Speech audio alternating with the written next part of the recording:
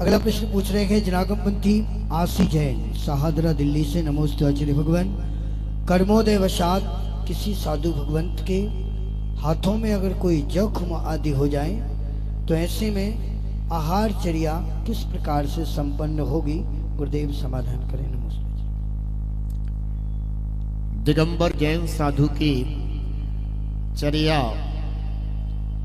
कुछ कठिन है, क्योंकि हम लोग जब दीक्षा अंगीकार करते हैं तभी सभी प्रकार के साधनों का त्याग कर देते हैं। यहाँ तक कि कोई भी भोजन करने का पात्र, थाली, कटोरा, कटोरी इत्यादि भी नहीं रखते हैं और हम अपने करपात्र में ही आहार ग्रहण करते हैं, अर्थात दोनों हाथों को जोड़कर अंजलि बनाकर उसी में आहार लेते हैं। जल पान सब कुछ उसी में ग्रहण करते हैं और वह भी 24 घंटे में मात्र एक बार, चाहे सर्दी हो, चाहे गर्मी हो, चाहे बारिश हो, कोई भी मौसम क्यों ना हो, 24 घंटे में सिर्फ एक बार आहार ग्रहण करना है। चाहे रोग बीमारी हो जाए, चाहे निरोगता रहे, परंतु आहार एक बार ही होगा। ऐसे में यदि असाता कर्म के उदय से किसी के हाथ में यानी उनके कर्म में ही कोई जख्म हो जाए तो ऐसे समय में प्रधानता तो ये है कि अंजलि में से यानी हाथ से रक्त नहीं निकलना चाहिए। यदि रक्त बह रहा है, रक्त निकल रहा है या शरीर का कोई भी रस बाहर आ रहा है तो ऐसे समय में अंजलि में आहार नहीं किया जा सकता, भले ही उपवास करना पड़ जाए तो उपवास करेंगे, अर्थात उस दिन आहार जलपान आदि ग्रहण नहीं करेंगे।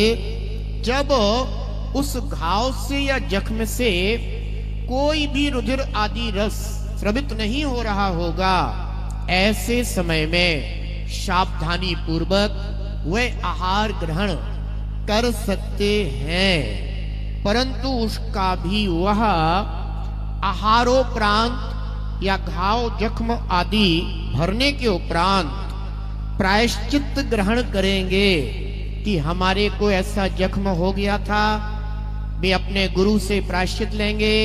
भगवान, मैंने ऐसे समय में इस प्रकार से आहार ग्रहण किया है, आप मुझे प्रायश्चित दे करके मेरे व्रतों की शुद्धि कीजिए, मेरे धर्म की परिपालना में आप प्रायश्चित दे करके सहयोगी बनिए।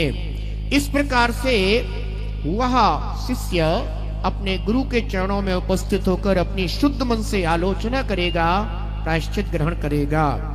और यदि जख्म बहुत ही ज्यादा गहरा है, भर ही नहीं सकता, कई दिन लग सकते हैं, तो ऐसे समय में गुरु आज्ञा सर्वोपरि होगी। ऐसे समय में कदाचित कभी कभी ऐसा भी देखा गया है कि कोई अन्य मुनिराज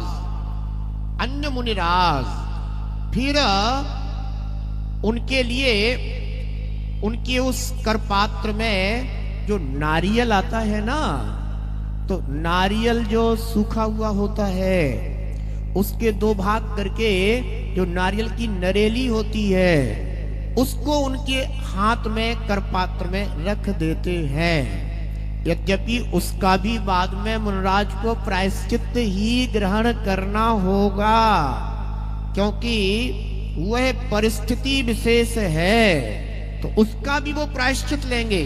लेकिन इस तरह से भी उनके संयम की साधना निर्बाध रीति से चलती रहे, किसी प्रकार की कोई बाधा ना हो, उनकी साधना अनवरत बनी रहे और उन्होंने जिस प्रयोजन से दीक्षा अंगीकार की है उनका वह प्रयोजन पूर्ण हो। ऐसे समय में अन्य साधु जन उनका सहयोग कर सकते हैं और उनकी साधना को सुरक्षित कर सकते हैं। ऐसा। अगला प्रश्न पूछ रहे हैं जनागम पंथी अजय जैन दिल्ली से। नमोस्तु आचार्य भगवान।